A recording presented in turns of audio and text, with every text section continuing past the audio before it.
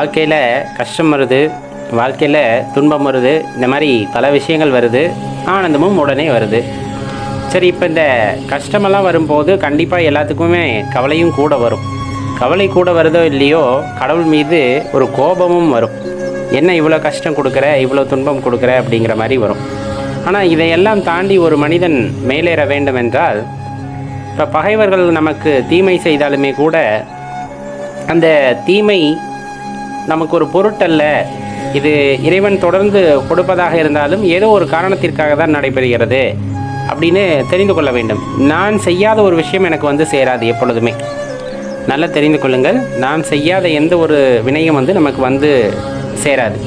அப்படி ஒன்று வருது, அதை இறைவன் நமக்கு கொடுக்கின்றார் அப்படின்னா நல்லா தெரிந்து கொள்ள வேண்டியது, அது எங்கோ நாம் கடன் மிச்சம் வைத்திருக்கின்றோம் அப்படிங்கிறத அதிலிருந்து தெளிவாக புரிஞ்சுக்கணும். ஏதோ ஒரு ஜென்மத்தில் யாரோ ஒருத்தருக்கு நம்ம செஞ்ச வினையானது இப்பொழுது நமக்கு திரும்பி வருகிறது அப்படின்றது தெளிவாக தெரிஞ்சுக்கணும். அப்படி ஒரு பக்குவப்பட்ட மனதுக்கு நம்ம வந்துட்டோம் அப்படின்னா பகைவர்களை கூட நேசிக்கக்கூடிய ஆற்றலை நாம் பெற்றுவிடுவோம்.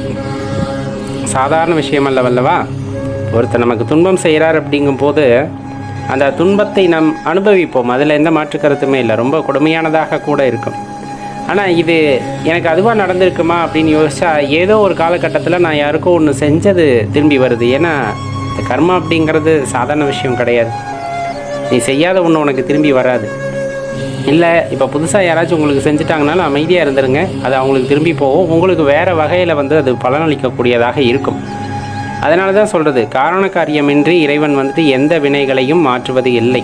ஒரு வினை உங்களுக்கு வருகிறது என்றால் அதற்கும் மூல காரணமானது ஒன்று இருக்கும். இதை தெளிவாக புரிஞ்சுக்கிட்டவங்க பகைவர்களையும் நேசிக்கக்கூடியவர்களாக இருப்பார்கள். ஏன்னா இப்போ ஒரு வேளை அந்த எதிரிகளோ பகைவர்களோ உங்களுக்கு அந்த தீங்கை செய்யாமல் விட்டிருந்தால் அது இன்னும் வேறு விதமாக வேறு அளவுகோளுடன் அது நம்மை பாதிக்கக்கூடும். அப்போதைக்கு அந்த வினையை நான் கழிக்க வேண்டும் என்றதற்காக இறைவன் அதை கொடுத்திருக்கிறார் அப்படிங்கிறத நம்ம உணர்ந்து கொள்கின்றோம். அப்படிங்கும்போது கண்டிப்பாக எல்லாத்தையும் சாதாரணமாக எடுத்துக்கக்கூடிய மனநிலைக்கு அது கொண்டு விட்டுரும். அப்போ தான் அந்த மனசில் அந்த யதார்த்தம் அப்படிங்கிறது வரும். இப்படி நினச்சிட்டோம் அப்படின்னா புதுசாக நம்ம மனசில் யாருக்கும் கேடு நினைக்க மாட்டோம். ஏன்னா இந்த வலி நமக்கு அதிகமாக இருக்கிறது அப்படிங்கும்போது இதை நாம் ஒருவருக்கு திரும்ப செய்கின்றோம் அப்படிங்கும்போது எவ்வளோ வலி ஏற்படும் அப்படின்னு நமக்கு தெரியும். இன்னொன்று, ஏதோ செஞ்சனால தான் இப்போ இந்த வலியானது நமக்கு வந்திருக்கிறது. அதனால் தயவு செஞ்சு இனிமேல் எதுவும் செய்யாமல் இருந்தோம்னா இந்த மாதிரி பிரச்சனைகள் நமக்கு வராமல் இருக்கும் அப்படிங்கிற அந்த ஒரு தெளிவானது அந்த மாதிரி காலகட்டங்களில் தான் உண்டாகும். அதை பொறுமையாக அணுகணும். அதுக்கான ஆற்றலை இறைவன் எல்லாத்துக்கும் கொடுக்கட்டும் அப்படின்னு தான் வேண்டிக் கொள்ளலாம். ஒரு சின்ன விஷயம், இதை புரிஞ்சுக்கிட்டோம் அப்படின்னா இப்போ நம்ம சொல்லக்கூடிய விஷயத்துக்கு உங்களுக்கு இது உறுதுணையாக இருக்கும். இப்போ நிலம் பக்குவப்படுத்தப்பட்ட நிலம், நம்ம என்ன பண்ணுறோம் அப்படின்னா விதையை மட்டும் அங்கே போட்டு வைக்கிறோம். போட்டதுமே முளைச்சிடுமா அப்படின்னா முளைக்கிறதுக்கு வாய்ப்பு இல்லை. ஏன்னா எந்த ஒரு வினை நடக்கணுன்னாலும் பஞ்சபூத சேர்க்கை ஒரு விகிதத்தில் இருந்தால் தான் இது நடைபெறுகிறது. இருந்தாலும் அந்த விதை முளைத்து மரமாவதற்கு அடிப்படை அப்படின்னு பார்த்தோம் அப்படின்னா நிலம், அதிகபட்ச தேவை நிலம் அப்படிங்கிறது. அதுக்கப்புறம் நீர், பஞ்சபூத சேர்க்கையில் இருக்கக்கூடிய ஒவ்வொரு சக்திகளும் அதற்கு தேவை. அப்போ இந்த விதை முளைப்பதற்கு ஆதாரமாய் விளங்குவது அப்படின்னு பார்த்தோன்னா பஞ்சபூத சேர்க்கை. சரிங்களா? இந்த பஞ்சபூத சேர்க்கை ஒரு சீரான விகிதத்தில் இருக்கும்போது அந்த விதையானது முளைத்து வெளியே வருகிறது. அந்த விதை முளைத்து வெளியே வருவது மட்டும் இல்லாமல் தான் எந்த இடத்தில் பிறந்ததோ, ஆதி அப்படின்னு சொல்லக்கூடிய இடம், சரிங்களா? ஆரம்ப இடம் அப்படின்னு சொல்றது ஆதி அப்படின்னு நம்ம சொல்றோம். இப்போ இந்த ஆரம்ப இடத்தை விட்டு விலக ஆரம்பிக்கிறது. நம்ம என்ன இதில் சொல்றோம்னா, அது தன்னை மறந்த நிலையில் மேலே மேலே வளர்கிறது. அந்த புவியீர்ப்பு விசைக்கு எதிராக அந்த மரமானது வளர்ந்து கொண்டே செல்கிறது. மரம் வளர்ச்சி அடைகிறது. ஆனால் ஒரு விஷயத்தை நம்ம தெளிவாக புரிஞ்சுக்கணும், அந்த 2 இலைகள் மற்ற 2ஐ உருவாக்குகிறது. அப்படியே அது பல்கி பெருகி பல கிளைகளை உருவாக்குகிறது. கிளைகள் பருத்து மரமாக அது பெரிய விருட்சமாக மாறுகிறது. ஆனாலும் ஒரு விஷயத்தை தெரிஞ்சுக்கணும், ஆரம்பத்தை இடத்துக்கே நம்ம திரும்பி வந்துதான் ஆகணும் அப்படிங்கிறது தான் விதி. ஆரம்பித்த இடத்துக்கே நம்ம மீண்டு வர வேண்டும் அப்படிங்கிறது தான் விதி. இதை தெளிவாக புரிஞ்சுக்கிட்டீங்க அப்படின்னா ரொம்ப எளிதாக இருக்கும். இப்போ ஆரம்ப காலகட்ட இலை அதுதான் ஆரம்பம் இல்லைங்களா? இப்போ அது முளைச்சி 2 இலை விட்டுச்சு. அதுக்கப்புறம் அதன் மூலமாக பல இலைகள் வந்தன. அந்த ஆரம்பித்த 2 இலைகள் எங்கே போகும்? பழுத்து மீண்டும் நிலத்திற்கே தான் உரமாகும். அந்த மீதி கிளை, அதோட தண்டு, இந்த மாதிரி நிறைய சொல்லுவோம். எல்லாமே ஒரு காலகட்டத்தில் எங்கு ஐக்கியமாக வேண்டும் என்றால் எந்த இடத்தில் பிறந்ததோ அந்த இடத்தில் அது ஐக்கியமாக வேண்டும். அதுதான் உலக நியதி அப்படிங்கிறது. அது நீங்க எதுக்கு எடுத்துக்கிட்டாலும் சரிதான், எந்த பொருளா எடுத்துக்கிட்டாலும் சரிதான், எந்த உயிரினமா இருந்தாலும் சரிதான், எல்லாமே எந்த இடத்தில் தோன்றியதோ அந்த இடத்தில் தான் அது சேர வேண்டும் என்பது நியதி.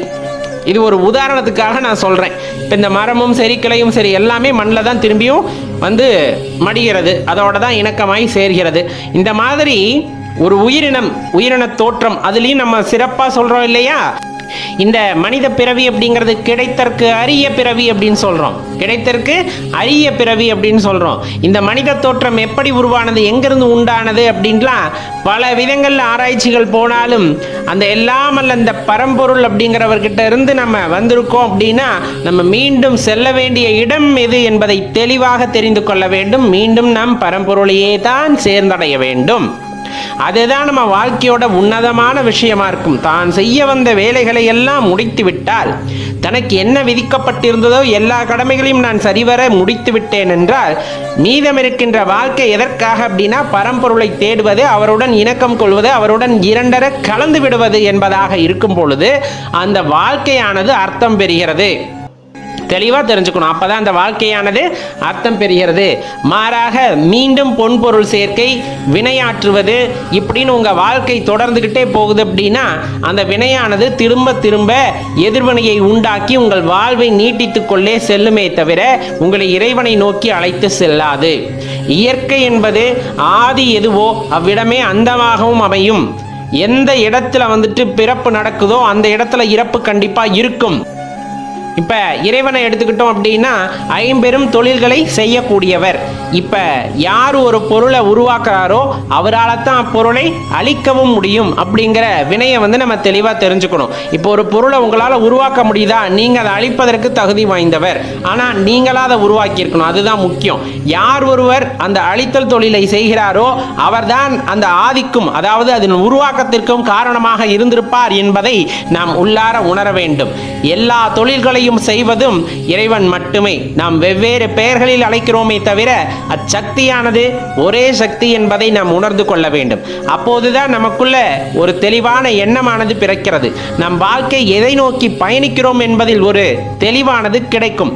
அந்த தெளிவு கிடைத்து விட்டது அப்படிங்கும் போது கண்டிப்பா நாம் இறைவனை சேர்வதற்கான வழியும் அங்கு பிறக்கும். அப்ப நம்ம எங்கிருந்து வந்தோமோ அங்கே திரும்ப செல்றது தான் உத்தமமான விஷயம். இறைவனிடம் இருந்து வந்தோம் என்றால் இறைவனை திரும்ப சென்றடைவதுதான் அதற்கு வழி. நாம் சொல்வது அவ்வளவு எளிதான விஷயமும் அல்ல. அதற்கான வழிகளை நாம் தேடி அதற்கான பயிற்சிகளை மேற்கொள்ளும் பொழுது கட்டாயமா அந்த பாக்கியமானது நமக்கு கிடைக்கும் அப்படிங்கிறத உங்க மனதில் ஆழமா வைத்துக் கொள்ளுங்கள். அது உங்களை மென்மேலும் உயர்த்தும் அப்படிங்கிறதுல எந்த மாற்று கருத்தும் இல்லை நண்பர்களே. சிவபெருமானுடைய பெருமைகளை பேச வேண்டுமா அப்படின்னு கேட்டா பேசணுங்கிற அவசியமோ கட்டாயமோ யாருக்கும் இல்லை. ஆனா இந்த பிரபஞ்சத்தை பத்தி நம்ம யோசிக்கலைன்னா கூட, குறைந்தபட்சம் நம்ம ஊரை பற்றி நம்ம யோசிக்கலைன்னா கூட, அதற்கடுத்தாற்படியாக நாம் குடும்பத்தை பற்றி யோசிக்கவில்லை என்றாலும் கூட நம்மை பற்றி நாம் யோசித்து பார்த்தோம் என்றாலே நாம் சிவபெருமானின் புகழை பாடுவோம், கண்டிப்பாக பாடுவோம். ஏன்னா ஒரு பிறப்பு அப்படிங்கிறது அவ்வளவு எளிதில் நிகழ்ந்து விடுவது அல்ல. உங்களுக்கு நல்லா தெரியும், இன்றைய சூழ்நிலையில கூட இந்த குழந்தை வரம் கேட்டுக்கொண்டிருப்பவர்கள் ஏராளம். அதனையும் தாண்டி அந்த ஓர் உயிர் ஜனித்து வருகிறது என்றால் அது பல போராட்டத்திற்கு பிறகுதான் அந்த கருப்பைக்குள்ளே வந்து ஒரு செல், நாம் சொல்வது போல ஒரு செல்லாக உள்ளே வந்து அந்த ஒரு செல் பலவாக பெருகி பெருகி பெருகி அது ஒரு உருவம் அடைகிறது என்றால் அதுவே சற்றே ஒரு விசித்திரமான நிகழ்வு தானே. இப்படித்தான் அது உருவம் அடைய வேண்டும் அப்படிங்கறதெல்லாம் யார் வகுத்து வைத்த இலக்கணம் அப்படின்னு கேட்டா இன்றளவும் யாருக்கும் தெரியாது. கையாக வளர்கிறது, காலாக வளர்கிறது, ஒரு செல் இத்தனை இலையும் தாங்கி வந்து உருமாறுகிறது. அத்தனை பிரச்சனைகளையுமே தாண்டி அந்த கரு வந்து ஒரு உயிராக மாறி அது இந்த பூவுலகளே அவதரிப்பது அப்படிங்கிறது, ஜனிப்பது அப்படிங்கிறது அதிசயத்திலும் அதிசயம் சொல்ல போன. அந்த 10 மாதம் தவமாக தவமிருந்து இந்த மானுட வாழ்க்கையை வாழ்வதற்காக ஒரு உயிர் இந்த பூமிக்கு வருகிறது என்றால் அது சாதாரணப்பட்ட விஷயம் அல்ல. அப்படி ஜனித்தவர்களில் ஒருவர் தான் நாம் அப்படிங்கிறத தெளிவாக தெரிஞ்சுக்கணும். சரி, ஜனித்ததோடு முடிந்து விட்டதா? அதன் பிறகு உடலானது வளர்ச்சியடைந்து ஒரு குறிப்பிட்ட அளவிற்கு பின் சுருங்க ஆரம்பிக்கின்றது. சுருங்க ஆரம்பிக்கிறது என்றால் நாம் தோற்றத்தை சொல்கின்றோம். அதிலே பல செயல்பாடுகள், வியக்கத்தகுந்த செயல்பாடுகள் எல்லாமே பஞ்சபூதங்களின் அடிப்படையாக கொண்டு, பஞ்சபூதங்களை ஒரு தத்துவமாக கொண்டு இந்த உடலானது கட்டமைக்கப்பட்டிருக்கிறது. அப்படின்னா அதை நம்ம மறுக்கிறதுக்கெல்லாம் இல்லை. இந்த பஞ்சபூத கூறுகள்னு சொல்றோம் இல்லையா, தோல், எலும்பு, நரம்பு, தசை, நீர், இரத்தம், மூளை, நினம், சுக்கிலம், உணவு, உறக்கம், பயம், கூடல், இந்த மாதிரி எல்லாமே பார்த்தீங்க அப்படின்னா ஒவ்வொன்றுமே ஒவ்வொரு பொருளாக, அதாவது பஞ்சபூதங்களின் வடிவாக இந்த உடலானது ஒவ்வொரு கூறாக இருக்கிறது.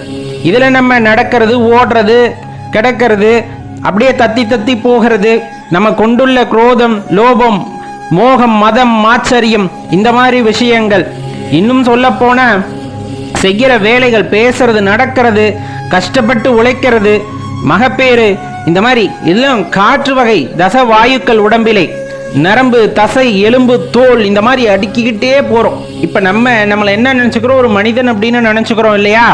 அந்த மனிதன் அப்படின்னு நினைக்கிறதே சரியா அப்படின்னு பார்த்தோம்னா இதெல்லாம் பல கூறுகளாக, தசை மறைத்திருக்கிறது, நரம்பு இடையே இருக்கிறது, இரத்த நாளங்கள் இருக்கிறது, எலும்புகள் இருக்கிறது, இத்தனையும் ஒரு கூறாக ஒரு இடத்திலே ஒரு தோளால் போர்த்தப்பட்டு ஒரு வடிவாக மாறியிருக்கிறது. இதெல்லாம் வளர்கிறது.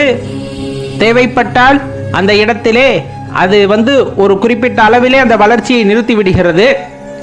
இதனுக்குன்னு ஒரு வாழ்க்கை, எல்லாத்து உடலிலும் இந்த மாற்றங்கள் நடைபெறுகிறது. எப்படி இப்ப நம்ம சொன்ன எல்லா மாற்றங்களும் நிகழ்கிறது. எல்லாருக்குமே உடலானது வளர்ச்சி அடைகிறது, ஒவ்வொரு திசுக்களும் வளர்ச்சி பெறுகிறது, அதுல எல்லாம் எந்த சந்தேகமும் இல்லை. ஆனா எல்லாத்துக்கும் வாழ்க்கை முறை ஒரே மாதிரி இருக்கா அப்படின்னா அந்த வாழ்க்கை முறையானது ஒரே மாதிரி இல்லை, ஒவ்வொருத்தருக்கும் ஒவ்வொரு மாதிரி இருக்கிறது.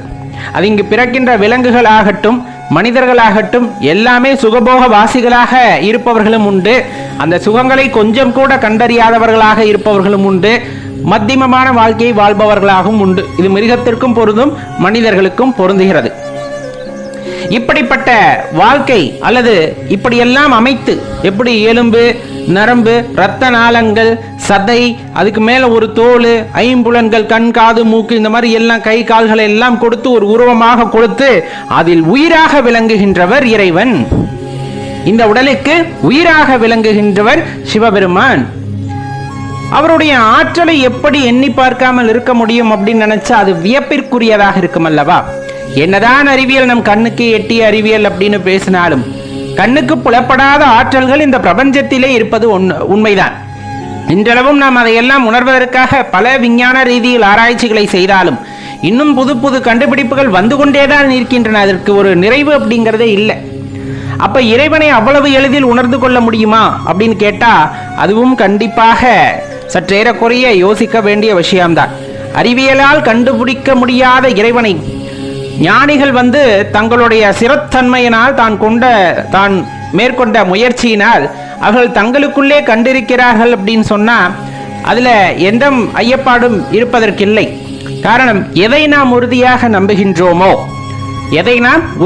நம்புகின்றோமோ அதன் வடிவாகவே நாம் மாறுகின்றோம்.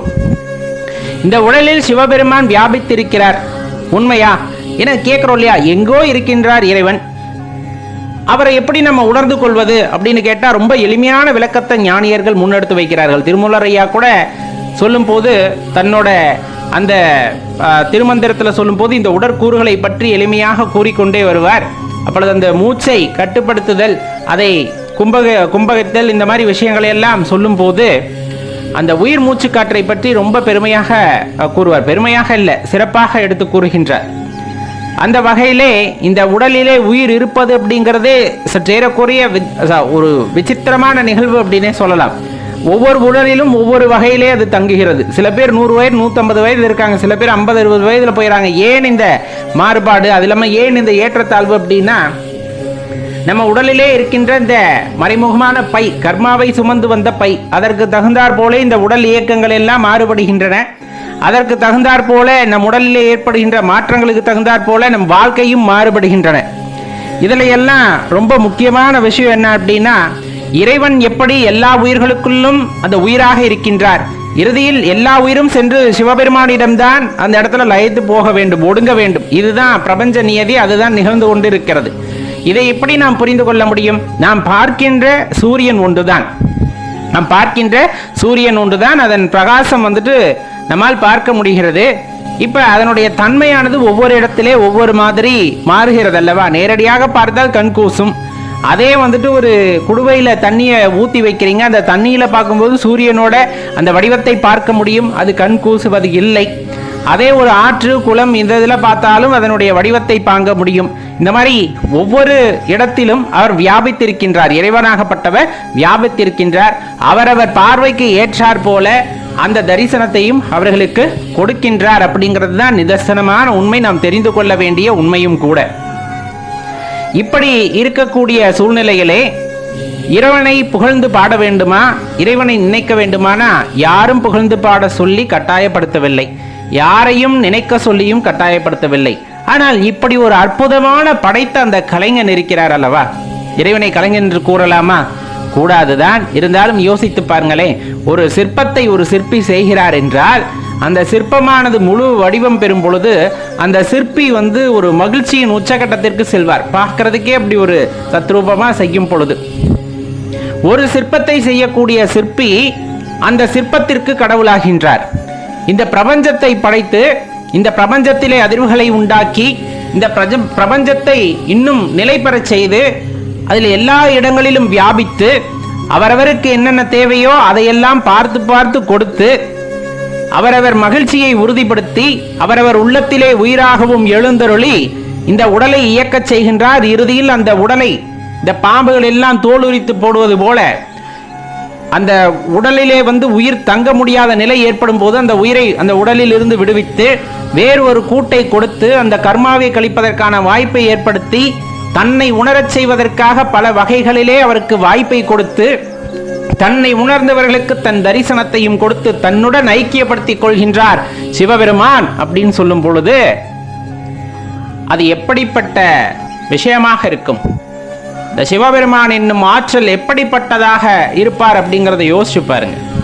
கருணையே வடிவமானவர், நம்ம சொல்றோம் இல்லையா, கருணையே வடிவமானவர் சிவபெருமான். அப்படிப்பட்ட கருணாமூர்த்தியை நாம் தினம் தினம் நினைப்பதே நம் பாக்கியமாகும், தினம் தினம் நினைத்து போற்றுவதே நம் கடமையாகும். அவரை பற்றி நினைக்காத நிமிடம் ஒன்று இருக்கிறது என்றால் இந்த வாழ்க்கையிலே அது தேவையில்லாத நிமிடமாக போகட்டும். அவரை பற்றி பேசாத வார்த்தைகள் இருக்கும் என்றால் அந்த பேசாத வார்த்தையெல்லாம் வீணான வார்த்தை, அது என் வாயில் வராமலே இருந்துட்டு போகிறது அப்படிங்கிற மாதிரியான உணர்வானது நம் மனதிலே ஏற்படும். சர்வ காலமும் இறைவனை நினைத்து கொண்டே இந்த வாழ்க்கையானது நகர்கிறது என்றால் எறும்பிற்கு கூட துரோகம் நினைக்காமல் வாழ கற்றுக்கொண்டோம் என்ற அர்த்தம். அன்பே வடிவமாக அமர்ந்து விட்டோம் என்பது அர்த்தம். சிவனே என்று அமர்ந்திரு என்பார்கள். அதே போலத்தான் சிவத்தை உணர்ந்தவர்கள் சிவமாகவே இருக்கின்றார்கள். இந்த உடலும் சிவம் வசிக்கின்ற கூடாகவே இருக்கிறது அப்படின்னா அதுல எந்த மாற்று கருத்தும் இல்லை என்பர்களே. சாதாரணமாக சிவபெருமானை நினைத்துவிட முடிவது இல்லை. யார் யாரோ முயற்சி செய்கிறார்கள் சிவனை உணர்ந்து கொள்ள வேண்டும் என்று. எல்லோருக்கும் அந்த வாய்ப்பானது கிடைக்கப் பெறுவது இல்லை. சிவத்தை வழிபடுபவர்கள் கூட அவருடைய அனுமதியினால்தான் அவர்களை வழிபடுகின்றார்கள். அப்படி இருக்க இப்படி ஒரு அரும்பெரும் வாய்ப்பை பெற்ற நாம் அவரை பற்றி நினைக்காமல், அவரை பற்றி பேசாமல், அவரை பற்றி ஒரு சிந்தனையிலே இல்லாமல் இருந்தால் அது நமக்காகவே செய்துகின்ற தவறு, துரோகம் என்றே எடுத்துக்கொள்ளலாம். அவர் நினைவிலே இருக்கும் பொழுது நம் மனமானது மகிழ்ச்சியாக இருக்கும். அவர் புகழை பாடும் பொழுது இந்த உடலும் உள்ளமும் பூரித்து கிடக்கும். அவரை பற்றி நினைத்திருக்கும் பொழுது மனதிலே ஒரு அமைதி நிலவும். பாருங்க, அது எவ்வளவு கோடி காசு கொட்டி கொடுத்தாலும் கிடைக்காத ஒரு மன நிம்மதி. சிவாலயத்திற்கு போகிறோம், சிவனை வழிபடுறோம், அவர்கிட்ட ஏதாச்சும் கேட்கணும்னு தோணுதா உங்களுக்கு? அவர்கிட்ட ஏன் முதல்ல கேட்கணும்? ஏன்னா இந்த பக்தி அப்படின்னு வந்துட்டாலே இப்போ இருக்க காலகட்டத்தில் இறைவனிடம் போய் ஆலயத்தில் நின்றாலும் சரி, இல்லை அமைதியாக அமர்ந்து தியானத்தில் ஈடுபட்டாலும் சரி, ஏதேனும் ஒரு விண்ணப்பத்தை வைத்துக்கொண்டு அவரிடம் ஒரு கோரிக்கையை வைக்க வேண்டும் என்ற எண்ணத்தை எப்படி உண்டாச்சு, இல்லை யார் உண்டாக்கினார்கள் அப்படிங்கிறதெல்லாம் தெரியலை. அது ரொம்பவே மனசு ரொம்ப குழப்பமாக இருக்குது. அவரிடம் நான் விடை கேட்கின்றேன் அப்படிங்கிறது வேற. வாழ்கின்ற சூழ்நிலைக்கு ஏற்றவாறு எனக்கு அது வேண்டும் இது வேண்டும் அப்படின்னு எப்போ நம்ம கேட்க ஆரம்பித்தோமோ அப்போவே அந்த பக்தி அப்படிங்கிற நிலையிலேருந்து நம்ம கீழே வந்துடுவோம். அதனால தான் எப்பவுமே சொல்கிறது, எந்த ஆலயத்திற்கு போனாலும் சரி, அதையும் குறிப்பாக நீங்கள் சிவாலயத்திற்கு போனால் கண்டிப்பாக இறைவனிடம் நீங்கள் எதுவும் வேண்ட வேண்டும் என்ற அவசியம் இல்லை. வேண்டத்தக்கதறிவோய் நீ, வேண்டும் வரும் தருவோய் நீ அப்படின்ட்டு சொல்லுவாங்க. நம்ம என்ன வேண்ட போகிறோங்கிறதே இறைவனுக்கு தெரியும். அப்போ உனக்கு என்ன வேண்டும் அப்படிங்கிறது சிவபெருமானுக்கு ரொம்ப தெளிவாகவே தெரியும். அதை நான் சொல்லி இறைவன் தெரிந்து கொள்ள வேண்டும் என்றால் அப்போ அந்த இடத்துல அந்த இறைவனுக்கு என்ன மதிப்பு இருக்குது அப்படிங்கிறத யோசிச்சு பார்க்கணும் இல்லையா? அப்படிப்பட்டவர் அல்ல எம்பெருமான் ஈசன். சர்வேஸ்வரன், சகலமும் உணர்ந்தவர். இந்த பிரபஞ்சத்திலே இருக்கக்கூடிய எல்லா உயிர்களுக்கு தேவையானவற்றை உணர்ந்தவர். நாம் என்ன கேட்க போகின்றோம் என்பது கூட தெரியாதவரா? கண்டிப்பாக இல்லை. அதனினும் தாண்டி நமக்கு என்ன வேண்டுமோ, நமக்கு எது நல்லதோ, நமக்கு எதை கொடுத்தால் நல்லதாக நாம் பயன்படுத்துவோமோ, நாம் நன்றாக இருப்போமோ அதை பார்த்து பார்த்து கொடுப்பவர் எம்பெருமான் ஈசன். அப்படி பார்த்து பார்த்து கொடுப்பதிலே எது சிறந்ததோ அதைத்தான் அவர் நமக்கு கொடுக்கின்றார்.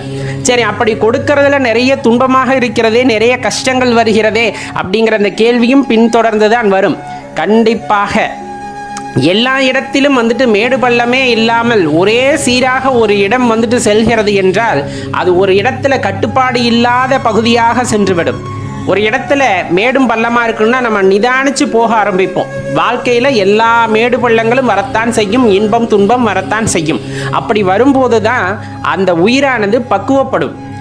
உயிர் எதற்கு பக்குவப்பட வேண்டும்? ஏன்னா இன்ப துன்பம் என்று இரண்டு வேறு பகுதிகள் உள்ளன. அந்த இரண்டையும் ஒரே நோக்கில் பார்க்கக்கூடிய ஆற்றல் ஒருவனுக்கு வருகிறது. அப்படிங்கும் போது தான் அந்த மனமானது பக்குவ நிலையை நோக்கி பயணிக்க ஆரம்பிக்கும். பக்குவம் என்பதை அடைவதற்கு பல ஆண்டுகள் ஆனாலும் அந்த பக்குவம் என்று ஒன்று உண்டு. அதனை நோக்கி நாம் பயணிக்க ஆரம்பிக்கும் போதே வாழ்க்கையோட அந்த உன்னதமான அர்த்தமானது நிறைவேற ஆரம்பிக்கின்றது. அதனால்தான் ஆங்காங்கே மேடுகளும் பள்ளங்களும் நம் வாழ்க்கையில ஏற்படுகின்றது. நீங்க ஏதாச்சும் ஒரு விஷயம் செய்யணும்னு நினைக்கிறீங்க, ஏதாவது ஒரு விஷயம் செய்யணும்னு நினைக்கிறீங்க, உங்களுக்கு ஒரு பிடிமானம் வேண்டும், அது நடக்க வேண்டும் அப்படின்னு நீங்கள் நினைத்துட்டாலுமே கூட அதை இறைவனிடம் போய் சொல்லிவிடுங்கள். நான் இதை செய்ய வேண்டும் என்று இருக்கின்றேன், நான் செய்ய போகின்றேன் என்று அவர் மீது பாரத்தை போட்டுவிட்டு, சிவபெருமான் மீது பாரத்தை போட்டுவிட்டு நீங்கள் பாட்டுக்கு அந்த செயலை செய்ய ஆரம்பித்து விடுங்கள்.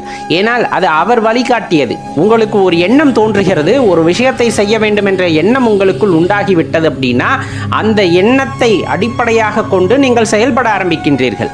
அவ்வாறு செயலாற்ற வேண்டும் என்ற எண்ணம் உங்களுக்கு தோன்றியதே சிவபெருமானால் மட்டும்தான் இருக்க முடியும். அப்படி இருக்கும்போது அவரிடம் சென்று, இந்த வினையை நான் ஆற்றப் போகின்றேன், நீ இட்ட கடமையை நான் செய்ய போகின்றேன், அதில் எந்த பிரச்சனைகள் வந்தாலும், எந்த இன்பம் வந்தாலும், எந்த துன்பம் வந்தாலும் அது உனக்கே பொறுப்பு அப்படின்ட்டு அவரிடம் ஒப்புவித்து விட்டு நாம் அச்செயலை செய்ய ஆரம்பிக்கும் போது அதற்கு உற்ற துணையாக இறைவன் அங்கே இருக்கின்றார். அந்த காரியமானது நல்ல முறையிலே நிறைவேறுவதற்கும் அதில் எந்த இடைஞ்சல்களும் வராமல் இருப்பதற்கும் அவரே காரணகர்த்தாவாக இருந்து காத்து வருவார். அப்படின்னா அதில் நீங்கள் எதுவுமே ஐயப்படவே தேவையில்லை. அவரே நம்மளால் எளிதில் உணரதான் முடியாது. ஏன்னா தன்னை வெளிக்காட்டி கொள்ளவே மாட்டார். அவ்வளவு எளிதாக உயிர்களுக்குள் மறைந்திருக்கும் ஈசன் தன்னை வெளிக்காட்டி கொள்ளவே மாட்டார். ஆனால் ஒரு கஷ்டம்னு வரும்போது மனிதனுக்கோ அல்லது எந்த ஜீவராசிகளுக்கும் சரி, ஒரு கஷ்டம்னு அப்பா அப்படின்னு கூப்பிட்டா ஓடோடி முதலில் நிற்கக்கூடிய தெய்வம் யாராக இருப்பார் என்றால் சிவபெருமானாகத்தான் இருப்பார். ஏன்னா ஒரு குழந்தைகளுடைய வலி அப்படிங்கிறது, அந்த குழந்தை கூட அந்த வலியை தாங்கிக் கொள்ளும், ஆனால் ஈசனால் அதை தாங்கிக் கொள்ள முடியாது. அப்ப ஒரு இடத்துல கஷ்டம் வந்தாலும் சரி, நஷ்டம் வந்தாலும் சரி, இன்பம் அதிகமாக அப்பான்னு கூப்பிட்டாலும் சரி, அந்த இடத்துல உங்கள் கூட அந்த உணர்வுகளை பகிர்ந்து கொள்வதற்கு ஒரு இறைவன் நிற்பார். அப்படின்னா அது கண்டிப்பா சிவபெருமானாகத்தான் இருப்பார். கூப்பிட்ட குரலுக்கு வரக்கூடிய தெய்வம் அப்படின்னா எம்பெருமான் சிவன். நம்ம அடிக்கடி சொல்வது உண்டு, சிவன் சிவன் என்று சொல்லிக் கொண்டே இருக்கின்றோமே. கண்டிப்பாக நம் எல்லா நேரங்களிலும் எல்லா இடங்களிலும் சிவன் சிவன் என்று சொல்லிக்கொண்டே இருப்போம், பஞ்சாட்சர மந்திரத்தை சொல்லிக்கொண்டே இருப்போம். அது அவ்வளவு சாதாரண விஷயமா அப்படின்னா, எளிதாக எல்லோராலும் சொல்ல முடியாத விஷயம், நினைத்தாலும் சொல்ல முடியாத விஷயம். யார் நாவிலே இந்த சிவன் என்ற வார்த்தை வருகிறதோ, பஞ்சாட்சர மந்திரம் தொடர்ந்து வருகின்றதோ, அவரெல்லாம் பாக்கியவான்கள், அவரெல்லாம் பாக்கியவான்கள். பல்வேறு பிறவிகள் எடுத்தாலும் எல்லா பிறவிகளிலும் சிவபெருமானை நினைத்து நிறுத்து உருகி உருகி என்புனைந்து அப்படியே எல்லாமே சிவன் எல்லாமே சிவன் என்று இருந்த ஒருவரால் தான் இந்த பிறவியிலும் சிவன் என்ற நாமத்தை கூற முடியும், பஞ்சாட்சர மந்திரத்தை கூற முடிகிறது. அதிலும் சிவசேவை செய்பவர்கள் இன்னும் மேலானவர்களாக கருதப்படுகிறார்கள். ஏன்னா அந்த சேவையெல்லாம் செய்வதற்கு இறைவனுடைய பாக்கியம், அவருடைய அருட்கருணையானது கண்டிப்பாக வேண்டும். அடியார்களுக்கு சேவை செய்தலாக இருக்கலாம், அல்லது சிவாலயங்களை புனரமைப்பதற்காக அவர்கள் செய்கின்ற முயற்சியாக இருக்கலாம், அல்லது புனரமைப்பவர்களாக இருக்கலாம். அந்த சிவாலயத்திலே ஒரு துரும்பு கிடைக்கிறது, அதை எடுத்து ஓரமாக போடுவதாக இருக்கலாம். அந்த சிவாலயத்தை தூய்மை செய்பவர்களாக இருக்கலாம், அல்லது சிவனை பற்றி மற்றவர்களிடம் பேசுபவர்களாக இருக்கலாம். அவரை பற்றி அந்த உயர்ந்த பெரும் கருத்துக்களை மற்றவர்களுடன் பகிர்ந்து கொள்பவர்களாக இருக்கலாம். மற்றவர்கள் உள்ளத்திலே சிவபெருமானை பற்றி எண்ணத்தை தூண்டுபவர்களாக இருக்கலாம், அவரை பற்றி எண்ணத்தை உண்டாக்குபவர்களாக இருக்கலாம். இப்படி எந்த வாய்ப்பு உங்களுக்கு கிடைத்திருந்தாலும் அந்த வாய்ப்பு நீங்களே தேடிக்கொண்டது அன்று. மாறாக சிவபெருமான் உங்களுக்கு அருளிய வரம் அப்படிங்கிறத தெரிஞ்சுக்குங்க. அவ்வரம் எவ்வாறு கிடைக்கும் என்றால், ஒவ்வொரு ஜென்மத்திலும் நாம் சிவபெருமானை நினைத்து செய்கின்ற செயல்கள், அந்த வினைகள், நாம் அர்ப்பணிப்புடன் வாழ்க்கையை நடத்தி இருப்போம் போன ஜென்மங்களில் எல்லாம். எல்லாமே அப்பன்தான் அப்படின்ட்டு அப்பன் மீது பாரத்தை போட்டுவிட்டு எது நடந்தாலும் உனக்கே அப்படின்ட்டு ஒவ்வொரு நொடி பொழுதும் நம் வாழ்க்கையை நடத்தி இருப்போம். சாகும் தருவாயிலும் கூட சிவன் என்ற நாமத்தை, சிவன் என்ற மந்திரத்தை, பஞ்சாட்சர மந்திரத்தை மட்டுமே உச்சரிப்பவர்களால் மட்டுமே அடுத்த ஜென்மம் என்று ஒன்று இருந்தாலும் அந்த ஜென்மத்திலே சிவபெருமானுடைய நாமத்தை சொல்லக்கூடிய அருகதையை பெற்றவர்களாக அவர்கள் பிறந்திருப்பார்கள். அல்லது சிவாலயங்களிலே அந்த உழவாரப் பணிகளை செய்வதற்கான அருகதையை அவர்கள் பெற்றிருப்பார்கள். அல்லது சிவசேவை செய்யக்கூடிய அந்த உயரிய தகுதியை பெற்றவர்களாக அவர்கள் இப்பொழுது இருந்து கொண்டிருப்பார்கள். மற்றவர்கள் யாவரும் இந்த பிறவியிலாவது ஈசனின் திருநாமத்தை சொல்லி பிற்கால வாழ்க்கைக்கு ஒளியை ஏற்றிக்கொள்ள வேண்டும் என்பதுதான் நாம் கேட்டுக்கொள்கின்றோம். நம்ம வாழ்க்கையில் நம்ம எப்படி இருக்கணும்னு நம்ம ஒரு திட்டம் தீட்டுறோமோ, அந்த திட்டம் எப்படி வேணாலும் போகலாம். நீங்கள் நினைக்கிற மாதிரியே அந்த காரியமானது நல்ல முறையில் நிறைவேறி நீங்கள் ஆனந்தமாகவும் இருக்கலாம். நீங்கள் நினைச்ச மாதிரி அந்த காரியமானது நிறைவேறினதன் காரணமாக நிம்மதியை இழந்து வாழ்க்கையிலே தவிக்கலாம்.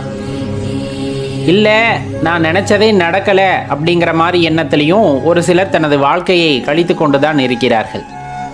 இப்போ இதில் எதை நான் எடுத்துக்கிறது? நான் வாழ்க்கையில் இந்த மாதிரி இருக்கணும்னு ஆசைப்பட்டேன், அதே மாதிரி தான் கடவுள் எனக்கு எல்லா வாய்ப்புகளையும் கொடுத்துருக்கார், எல்லாமே இருக்குது, ஆனால் மனசில் நிம்மதி மட்டும் இல்லை, மனதில் சந்தோஷம் மட்டும் இல்லை அப்படிங்கிறவங்களோட எண்ணிக்கை இந்த பூமியிலே ரொம்ப அதிகம். ஏன் அப்படி? நான் கேட்குறேன், கேட்டதும் கிடச்சிருச்சு, ஆனால் எனக்கு மனசில் நிம்மதி இல்லையே அப்படின்னு கேட்டால் ஒரே ஒரு விஷயத்தை தெளிவாக தெரிஞ்சுக்கணும். வேண்டும் அப்படிங்கிற மனதின் காரணமாகவும் போதாது அப்படிங்கிற அந்த மனதின் காரணமாகவும் தான் இந்த பிரச்சனையானது நமக்கு உண்டாகின்றது. எந்த விஷயமா இருந்தாலும் சரி, எனக்கு ஒரு வீடு வேணும்னு மனசில் ரொம்ப ஆசைப்பட்டு அதுக்காக கடின உழைப்பு, இறைவனோட அனுகிரகத்தால் ஒரு வீடும் அமைஞ்சிருச்சு. இருந்தாலும் மனசில் நிம்மதி இல்லை. ஏன்னா வீடு கட்டினது இன்னும் கொஞ்சம் பெருசாக கட்டியிருக்கலாமோ அப்படிங்கிற எண்ணம், இன்னும் இப்படி மாற்றி கட்டியிருக்கலாமோ அப்படிங்கிற எண்ணம், இந்த மாதிரி அடுத்தடுத்த எண்ணங்கள் மனதிலே தோன்றிக்கொண்டே இருக்கும். ஏன்னா ஒன்று கிடைச்சிருச்சு, அப்போ அடுத்ததை நோக்கி மனதானது பயணிக்க ஆரம்பித்து விடுகிறது. உண்மையாலுமே அது சந்தோஷமா, நான் கேட்டது கிடைத்தது எனக்கு சந்தோஷமா அப்படின்னு போய் யார்கிட்ட வேணாலும் கேட்டு பாருங்க. 100ல் 90 பேர் இல்லை எனக்கு இன்னும் சந்தோஷம் கிடைக்கவில்லை அப்படிங்கிறத தான் சொல்லுவாங்க. 10 பேர் இன்னும் முடிவெடுக்க முடியாமல் தடுமாறிக்கிட்டு இருப்பாங்க.